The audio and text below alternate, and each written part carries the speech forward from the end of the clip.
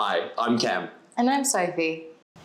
I'm a firefighter who after 10 years has long service leave. And I'm a nurse and midwife who's also been lucky enough to get some time off of work. We've packed all our belongings, leased out our house, and we've got a one-way ticket to Colombia, all to learn to speak Spanish. So if you guys are interested and want to follow us on this journey, don't forget to like and subscribe.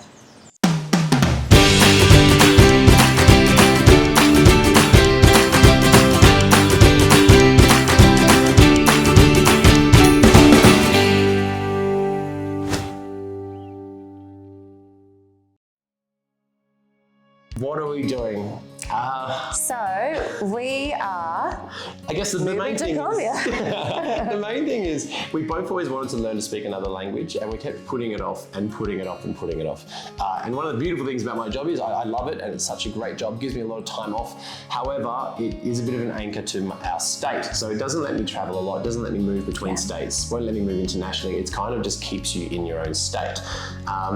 So now that I've got long service leave, and between having so much time off, a long service leave and annual leave, I worked out to get about 8 months off. Yeah. So lovely. we figured, why not use this opportunity and pick up and move somewhere else? Essentially, yes. Initially, we wanted to go to Spain, but the financial costs for that wasn't realistic because we've still got things to pay for at home. So Cam's got the house and we still need to pay the mortgage on that.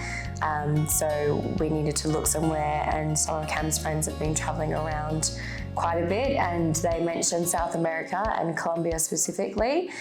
So they loved it when they came here. They thought it was a really good culture. It was quite well for tourism as well as having parts of Colombia that are really quite native as well, with all of the Spanish-speaking people. So since we've got here, and I think that was a big thing. You know, it's on the Euro. It was really difficult to go to Spain.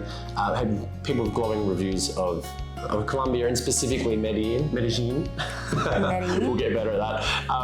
But yeah, I think that was one of the main things. We're certainly not rich, and I think that we need to rent our house out, and that was one of the big stepping stones for us. I think one of the hard things for us is we had to get ourselves ready. So as much as we had one whole year or longer than a year to plan and get ready for this trip, I think it was about a month and a half out. We sat down, and I think, Sophie, you looked at a calendar. I did. So we worked pretty much right up until we left. So I finished work on the 20th of December. I think you finished on the 19th. And had a couple of shifts on the 25th and in amongst that. And so realistically, we didn't have very much time to do all of the big things like packing boxes. So that was a little bit of a hurry. But we got there in the end. We did have a lot of things. I mean, because I was renting the house out, one of the big things for me was I had to get the house to a standard when it was rentable. I had been doing a lot of renovations. I removed a wall. I'd built a couple of walls at the front. I'd put in a garden. Problem was that left me with 2 massive holes in my floorboards. For those that are builders at home, these floorboards are what's called tongue and groove, so they all interlock between each other. So it wasn't a matter of just cutting some wood and putting them in there.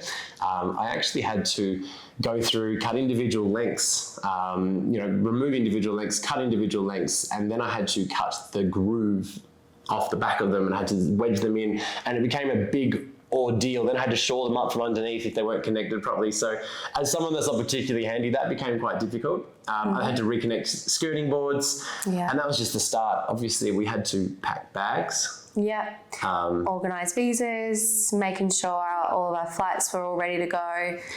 Square things away with work, it's basically set up our lives to run autonomously whilst we're away, which at the start seemed like quite a simple idea. We'll just pick up our things and leave. But I think within the last few weeks, when we didn't have any time, we realised how many visas, how many international licenses, how many things like that. All the little things that you don't really think of. Yeah, we really didn't realise we needed to get done. But so I guess... friends and family, this is a good way for you guys to keep up with us. And for everyone else, if you've ever thought about packing your bags, packing up your house, jumping on a plane and moving to a country where they don't speak English, I guess this is welcome. We are you. So we hope you guys jump on board and follow our journey. Thanks, guys. Nice. And we can still use...